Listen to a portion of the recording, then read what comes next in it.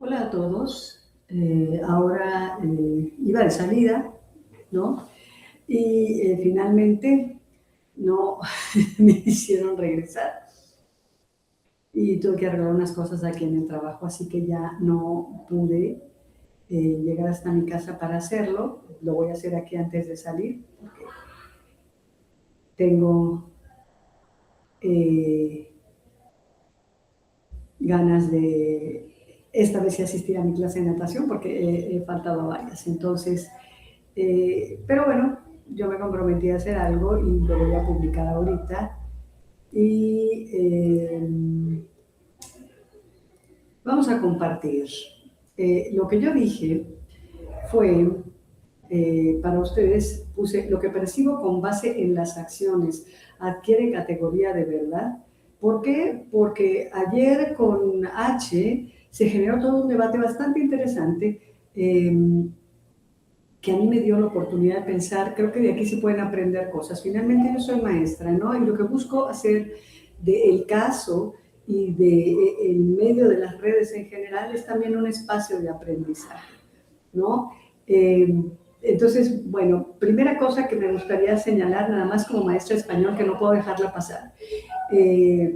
Se la pasan diciendo lo que percibo en base a las acciones, en base a los hechos. Es incorrecto.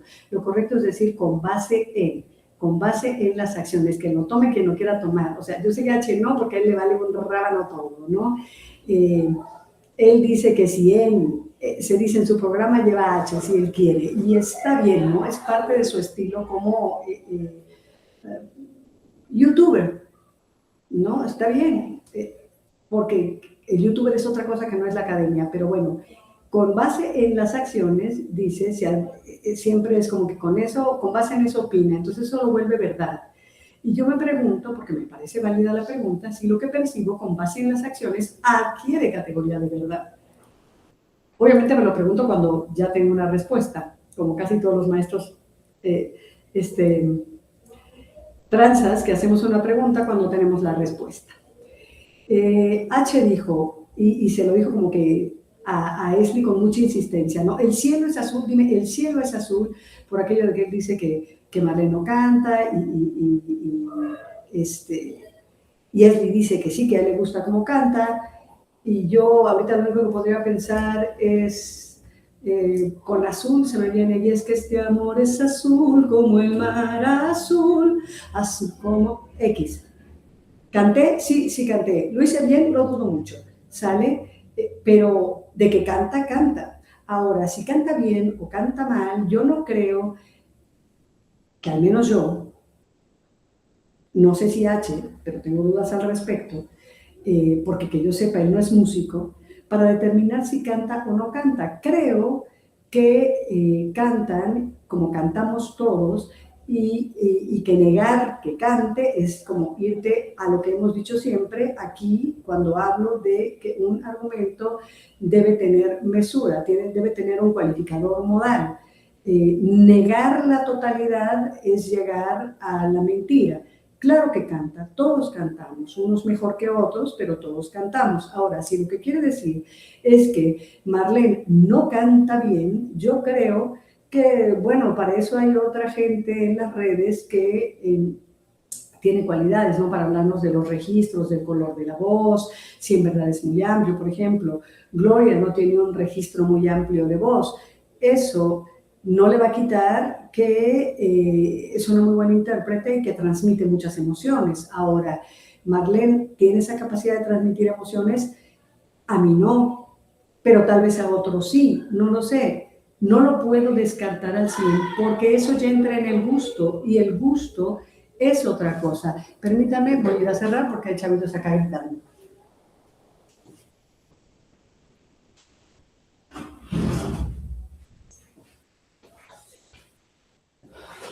Bien, entonces, lo que no puedes es negar el gusto y decir, no, si ya vamos a hablar de gustos, ya no se vale. No, sí se vale, porque ciertamente es cuestión de gustos. Ahora, si ya vamos a clasificar de cierta manera, como si cantantes, no cantantes, o más buenas o más malas, bueno, pues eso dejémoselo a, yo qué sé, a Ceci Dover, ¿no? que se dedica a estar haciendo análisis de las voces de la gente, de lo que pueden o no transmitir, y etcétera, ¿no? Quiero decir que hay gente especializada en eso y no sería yo quien. Pero con base en eso, él dijo, el cielo es azul. Y Esli le dijo, bueno, a veces es rojo, ¿no? Y vamos a ver el diálogo porque se dio más o menos al minuto, a la hora con 12 minutos. A ver, ¿el cielo de qué color es? Pues a veces azul, a veces rojo, dependiendo de dónde estés, respondió Esli. No, el cielo es azul, dijo contundente H. Y Esli le contestó, bueno, cuando está el sol y se pone así medio raro, dice... Pues sí, me explico lo que acabo de decir, sí me explico por eso, pero el cielo, ¿cómo es? Es ahí cuando la verdad empieza a desmoronarse, cuando decimos, no, es que esa es tu opinión, no es que sea mi opinión, es que las cosas son como son. Es decir, según H, el cielo es azul porque él lo ve azul, así lo percibe y eso es la realidad. Y la realidad con él es sinónimo de verdad. Ok, perfecto. Pues el cielo no es azul, sino negro. ¿Sale? El cielo no tiene un color propio. En realidad, el espacio y el aire son transparentes. Otra cosa es, percibimos el cielo mayormente en tonos azulados porque la forma en que la luz del sol interactúa con la atmósfera de la Tierra nos da esta visión azul. Esto es, la luz del sol se ve blanca, pero en realidad está compuesta por todos los colores del arco iris. Y cuando pasa y se filtra con los gases que están en el aire, bueno, entonces se hace un prisma y se ven distintos colores que se mueven en distintas ondas. Y de toda la que más percibimos es la azul. Cuando la luz blanca pasa por un prisma, queda separada en todos los colores. Un prisma es un cristal que tiene una forma especial. En el espacio, cuando ya no hay aire con gases que le generen un rebote, el cielo se ve negro. ¿Y de dónde obtuve esta información? De la NASA, pero yo ya sabía que el cielo no era azul. De allí lo obtuve. Aquí te ponen al perrito y dice, la luz blanca que nos llega directamente del sol, bueno, se filtra y por eso vemos que las ondas del azul son las que más se dispersan y las que alcanzamos a ver. ¿Ok? ¿A qué quiero llegar con esto? Que estas redes y esto que estamos viendo, acá representé a las chavas, a todas las que quieras, hoy no chavas, hoy señoras, todas ellas, si te das cuenta son más que las que están de un lado y las que están del otro, para no herir susceptibilidades llamándole como ellas se autonombraron, sino vamos a ponerle, mira que está el güero, es Liliana y yo qué sé, Marlene y Carla y Carola, que está más bajita, y yo qué sé, las que quieras poner aquí, Edith y Melina y las que quieras, ¿ok? Lo que me recuerdan es el mito de la caverna. El mito de la caverna es de Platón. Dice, él platica de sujetos que desde su niñez han vivido atados por cadenas que inmovilizan sus piernas y su cuello de tal manera que no pueden cambiar de sitio ni volver la cabeza y no ven más que lo que está delante de ellos, la luz que viene de un fuego encendido a una cierta distancia. Ellos viven en una caverna, ¿verdad? Encerrados, son esclavos. Detrás de ellos, sobre una eminencia del terreno. Entre ese fuego y los prisioneros hay un camino elevado, a lo largo del cual debes imaginar un pequeño muro, semejante a las barreras de los ilusionistas que se levantan entre ellos y los espectadores, y por encima de los cuales se muestran prodigios. Bien, piensa ahora que a lo largo de ese muro unos hombres llevan objetos de todas las clases, figuras y hombres de animales, de madera o de piedra, de mil formas distintas, de manera que parecen por encima del muro. Y naturalmente, entre los hombres que pasan, unos hablan y otros no dicen nada. Es una escena extraña y unos extraños prisioneros. Se parecen a nosotros, respondí. Y ante todo, ¿crees que esta situación que verán otra cosa de sí mismos, de lo que están a su lado, que las sombras proyectadas de la luz por el fuego sobre el fondo de la caverna que está frente a ellos? No, puesto que se ven forzados a mantener toda la vida con la cabeza inmóvil. Y no ocurre lo mismo con los objetos que pasan detrás de ellos, sin duda. Y si estos hombres pudiesen conversar entre sí, ¿no crees que creerían nombrar a las cosas en sí, nombrando las sombras que ven pasar? Necesariamente. Y si hubiese un eco que devolviese los sonidos de fondo,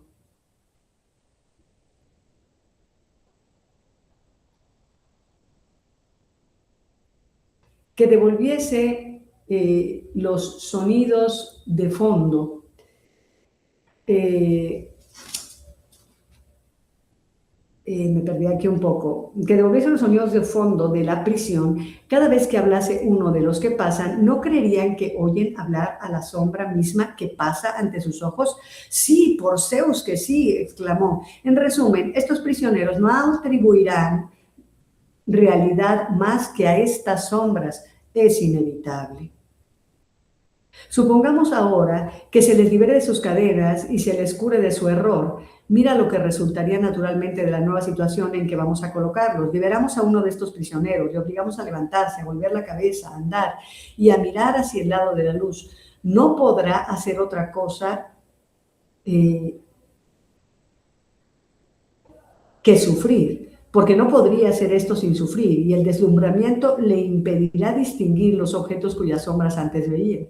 Te pregunto, ¿qué podrá responder si alguien le dice que hasta entonces solo había contemplado sombras vanas, pero que ahora, más cerca de la realidad, vuelto hacia los objetos reales, ve con más perfección? Y si por último, mostrándole cada objeto a medida que pasa, se le obligase a fuerza de preguntas a decir qué es, ¿no crees que se encontraría en un apuro y que le parecería más verdadero lo que veía antes que lo que ahora le muestran? Sin duda. Si se le obliga a mirar la misma luz, ¿no se le dañarían los ojos? ¿No apartará su mirada de ella para dirigirla a las sombras que mira sin esfuerzo? ¿No creerá que estas sombras son realmente más visibles que los objetos que le enseñan? Seguramente, en fin, yo creo que es suficiente para darte una idea de lo que habla el mito de la caverna. El mito de la caverna hace referencia, ¿sí?, a unos sujetos que viven en la cárcel de las redes, si lo quieres pensar hoy, y en esta cárcel de las redes ven reflejada una realidad, o lo que creen que es la realidad. Entonces, yo no creo que por información que recibimos directamente de las redes lleguemos a una verdad. Para ser franca, creo que llegaremos a las sombras de esa verdad.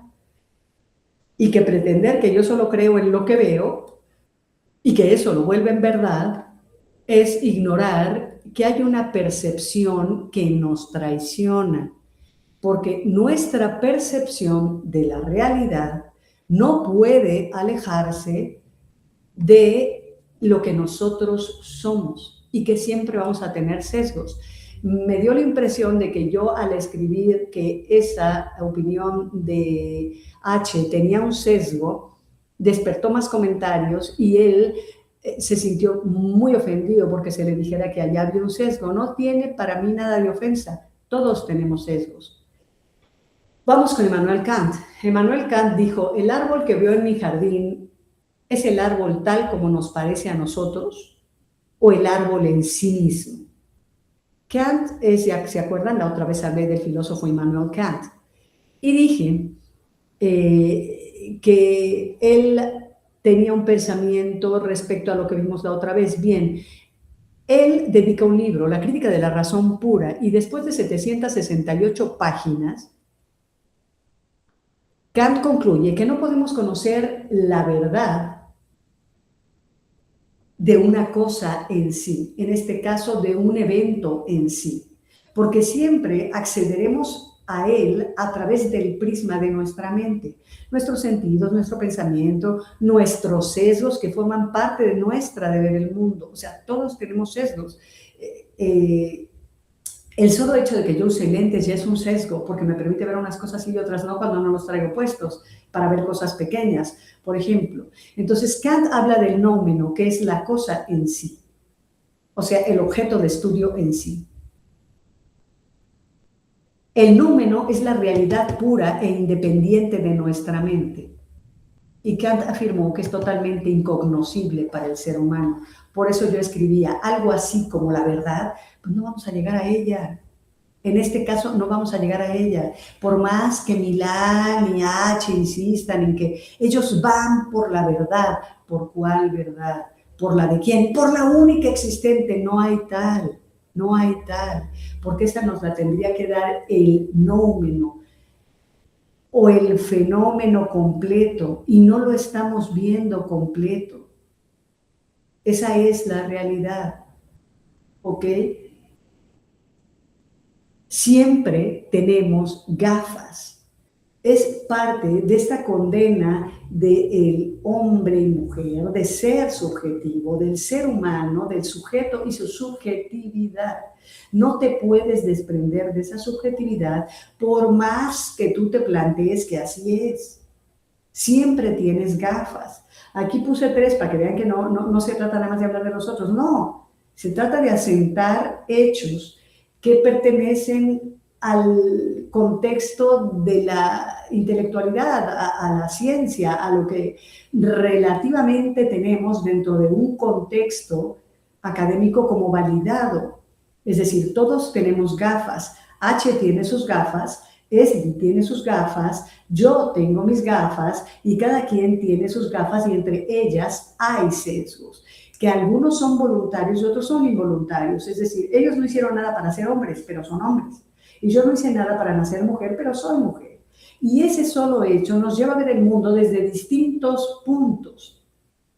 Por el solo hecho de haber nacido hombres y mujeres, somos tratados diferentes, se nos exigen cosas diferentes, socialmente se nos tratan de imponer roles de género diferentes y de esos roles vamos a desprender visiones de la realidad.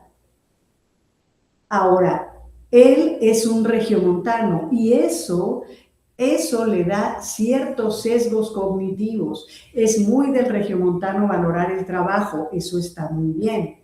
Pero también pensar que el resto del país es huevón, con frecuencia, como lo dijo su gobernador, ¿no? Es como ellos solo trabajan y casi mantienen al país. Yo viví allí, escuché hablar a la gente con la que estaba. Es muy, muy, muy chambeadora, eso es real. Tiene una valoración del trabajo impresionante, que les admiro mucho. Son de una cultura del esfuerzo y que el esfuerzo te va a lograr muchas cosas. Pero hay veces que el esfuerzo es insuficiente, sobre todo cuando hay gente que está en desventaja. Le decía yo a mi sobrina,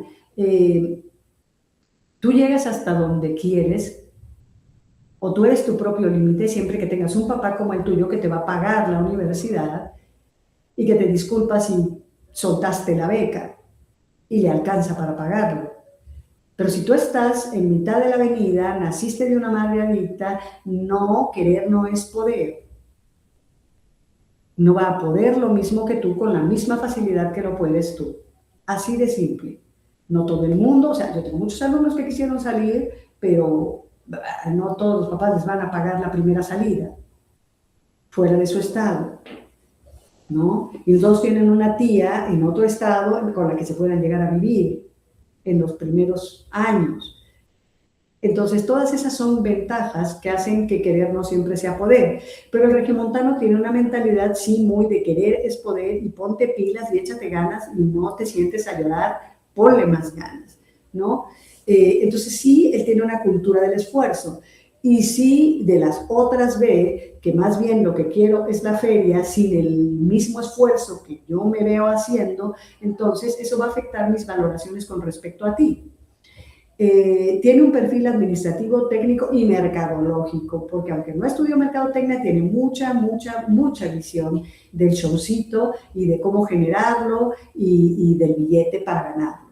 Entonces, sí es muy mercadológico. Le admiro eso. O sea, cabe aclarar que yo me gusta el trabajo de H, aunque no coincida siempre con lo que él dice, muchas veces no coincido con lo que dice, pero le respeto mucho el conocimiento que tiene de las redes y de cómo manipularlas y cómo manejarlas y cómo inventarse un chisme y modificar un Wikipedia y mentir abiertamente en su programa para después reconocer, fíjense que mentí. Sobre todo para hacer caer y evidenciar a todo el que juraba que sabía de dónde había salido esa información. ¿Ok? Él es materialista, pragmático en su mentalidad. Y ahorita vamos a ver eso por qué lo digo. Y no lee. Y él lo ha dicho abiertamente porque le vale, porque es muy directo y dice, y me manden mensajes largos porque ni los voy a pelar. ¿Sale? Ahora bien, Esli es hombre, es oriundo de Guerrero, que da otro tipo de mentalidad, afincado en Estados Unidos, que va a darle una nueva mentalidad, es decir, se van a mezclar, va a haber una aculturación allí, y luego es de la cultura del esfuerzo, pero del esfuerzo migrante, que no es lo mismo que la cultura del esfuerzo regio. El esfuerzo migrante es como muy condescendiente con ciertas cosas y también él se esfuerza, espera que otros se esfuercen, pero tiene como mucho respeto por las diferencias. Eso va a hacer que sus gafas sean otras. Por otro lado, y no estoy diciendo que mejores o peores, solo son otras. El perfil de él es periodístico y de trabajo social porque entra en cosas que yo en mi vida entraría. O sea, yo no voy a mentir, yo no trabajo en ONGs, no soy el alma Teresa de Calcuta, ninguna de esas, no. Pero él sí es muy entregado a obras sociales y cosas de esas, y eso le da una visión y un respeto a la alteridad, al otro como muy grande, con respecto al que pueda tener H, que es más egocéntrico. Y no lo oculta tampoco, y hace bien, ¿para qué? Esli, por el contrario, no es materialista, él es idealista. No significa que no le importe el dinero. Estoy hablando de que en su mentalidad hay ciertos valores que van primero que otras cosas. Y él sí lee. Yo, por otra parte, nací mujer, eso me va a dar una visión y una comprensión y tal vez a veces una condescendencia a los casos de mujeres porque los siento más cercanos. ¿Sale? Pero eso no me va a... El que yo tenga eso, cuando lo mezclo con la cultura del trabajo intelectual y académico, me lleva a que está bien que respeto que sean mujeres y trato de investigar por eso el caso desde otro ángulo. De ahí a la empatía, no porque cuando voy a argumentar no tengo que mezclar emociones y la empatía son emociones y no se trata de las emociones. Dice un alumno, yo siento que no sientas. Cuando vas a debatir, no sientas, piensa, porque no se trata de sentir, se trata de pensar.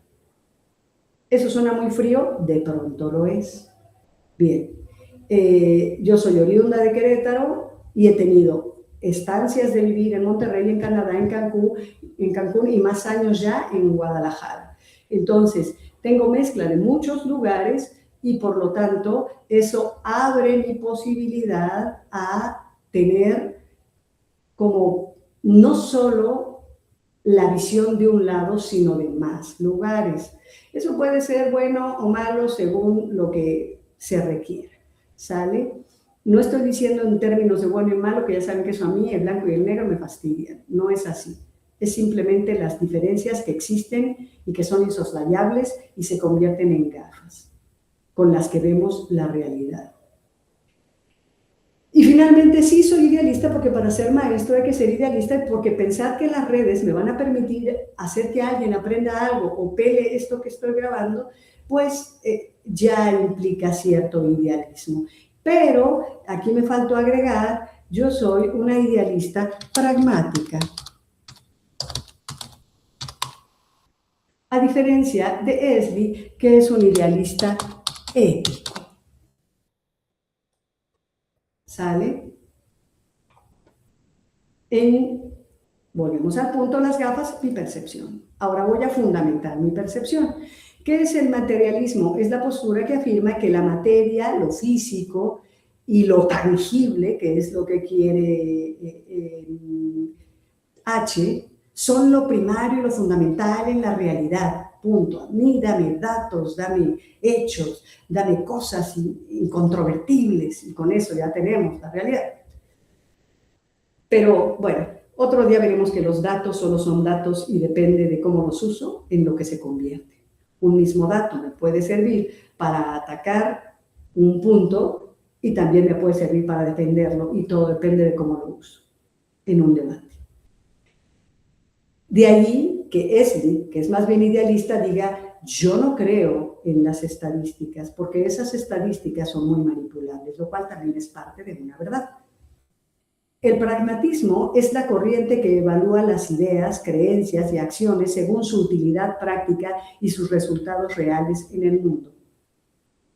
Le puse una frase característica de este tipo de pensamiento, que es el reto de la modernidad, es vivir sin ilusiones y sin desilusionarse. Es decir, lo que tienes en H. O sea, prefiero no tener amigos para que no me lastimen y no me defrauden. Y eso como quiera no me desilusiona, no me quita las ganas de vivir. ¿Sale? Eso es pragmatismo, puro y llano. Tiene también H un materialismo apegado a un hecho real, eso sí, y aparte tiene un materialismo económico, él quiere su camionetón. Dentro de su pragmatismo está yo hago esto por dinero. Pues recuerdo un programa en el que él insistía y le decía, pero ¿cuál es? Todos estamos aquí por algo y todos queremos sacar de aquí algo. ¿Qué quieres sacar tú? ¿No? Y no lograba. ¿Por qué? Porque son dos cosas que chocan. Es como el Quijote y Sancho discutiendo dos cosas. El Quijote era un personaje idealista que iba contra molinos de viento y Sancho es el materialismo que tiene los pies en la tierra, el hombre realista que dice, señor, no, esos no son gigantes, son molinos y se lo van a llevar en las aspas. No, si tienes miedo, apártate, Sancho, que yo entraré en cuerpo batalla contra ellos. Eso es lo que dice el Quijote. El Quijote va contra los molinos de viento, contra las cosas establecidas de la sociedad que son casi inamovibles y que te pueden llevar entre las patas, ¿sale? Y H diría yo, ¿para qué? Yo no me arriesgo por nadie, yo no arriesgo mi nombre ni mi cuerito por nadie, ¿sí? Eso es Sancho, es el materialismo puro. ¿Eso es malo? No, es solo una forma de ser, pero es un sesgo con el que él va a ver las cosas, pretendiendo que todos deberíamos verlas iguales, y eso sí no lo coincido. Yo creo que cada quien puede verlas diferente. El idealismo es una corriente filosófica que sostiene que las ideas, la mente o la conciencia son el origen y el fundamento de la realidad y del conocimiento. Y cuando eres un idealista ético, antepones los valores, antepones ciertas cuestiones que para ti son una moral inquebrantable y sobre ella vas a ir. ¿Ok? Al idealismo pertenece pienso, luego existo, que parte de, en mi mente está la idea que pienso y esa es la prueba de que existo. Porque esa idea está en mi mente, es que yo existo o puedo tener prueba de mi existencia. ¿Sí? Que ese es de René Descartes. Ok. Una vez partiendo de esto, yo dije que yo era idealista, es decir, sí, pues necesito ser idealista para estar haciendo este video y cumplir por algo que ni me van a pagar, ni estoy en ese tenor porque mi canal ni monetiza, porque no quiero que en verdad me censuren, que me digan que no puedo decir tal palabra porque si no me desmonetizan y andan inventando palabras allí para, se desvivió para poder decirle a la muerte, muerte. Entonces, no quiero que me censuren. El materialismo es una postura que trata de apegarse al fundamento de realidad. Entonces, claro, sí, yo más bien estoy dentro de este pragmatismo en el que sí me gusta no ver las cosas con tanta ilusión, con tanto blanco, con tanto, pero sí creo que hay ciertas cosas que nos mueven a actuar con desinterés. Y a mí el saber me mueve a hablar con desinterés. Ok, ahora, No debemos confundir, y eso es lo que yo creo, no debemos confundir lo que es una conjetura, que es lo que estaba haciendo H, conjeturas, con respecto a la información que él recibió, a lo que muy probablemente él sabe de Tamara, que no nos lo va a decir, o sí nos lo va a decir según le genere likes. Está bien, por mí que lo diga cuando quiera, para mí que lo diga, porque él va derecho y en algún momento lo dirá, solo también él mide sus tiempos, y está bien. ¿Qué es una conjetura? Un juicio que se forma basándose en indicios, sospechas o simples observaciones. Al parecer aquí él tiene indicios. No está demostrado ni comprobado de forma definitiva. Funciona como una corazonada. Claro, él tiene la corazonada de que tal vez Tamara no está jugando tan limpio, o bien de que tal vez Tamara tiene muertitos en el armario, es decir, cosas que no ha dicho y que ocurren siempre en un juicio. Uno cree que ya lo dijo todo y después resulta que no, que te pueden sacar trapitos sucios de donde sea. Yo creo que si fuésemos famosos, todos tendríamos trapitos sucios que nos sacaran. Eso es lo que yo creo, ¿no? Entonces, pues, no, pero claro, este es un caso con muchos intereses. O una hipótesis inicial que puede resultar ser verdadera o falsa. ¿Y qué lo dirá? Pues solo el tiempo lo dirá. Así como no creo que el libro de esta chica sea una verdad revelada, tampoco creo que las palabras de H sean verdades reveladas, como puede pensar Milán, ¿sale? ¿Qué es colegir? Significa inferir una conclusión lógica a partir de ciertos hechos, datos o indicios claros. Se apoya en un razonamiento más firme. Creo que lo que estaba haciendo H era colegir. Yo tengo estos datos que ustedes no saben, pero yo los tengo. Yo tuve unas conversaciones con ella para llegar al programa al que llegó. Maneja cierta información que no está al público y con base en esa información, con base en ese comportamiento que ella pudo tener con él llega a un razonamiento más firme del cual hace una deducción y dice, esto no es trigo limpio, no es 100% como se muestra. Yo creo que ninguna va a ser 100% como se nos muestra. Y dije ninguna.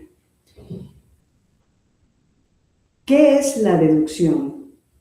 Es un proceso de razonamiento lógico donde se parte de reglas o premisas generales para llegar a una conclusión particular y segura, que es como cuando yo digo, si camina como pato, nada como pato, grazna como pato, concluyo que es un pato. Es posible que él diga, si yo tengo este dato y tengo este dato y tengo este otro dato y eso coincide con un pato, yo creo que esto es un pato. Eso es posible, pero todas esas cosas solo nos van a llevar a hipótesis. Mi propia tesis plantea una hipótesis y es una tesis que tiene todo un proceso largo de estudio, correcto, pero no va a ser verdad.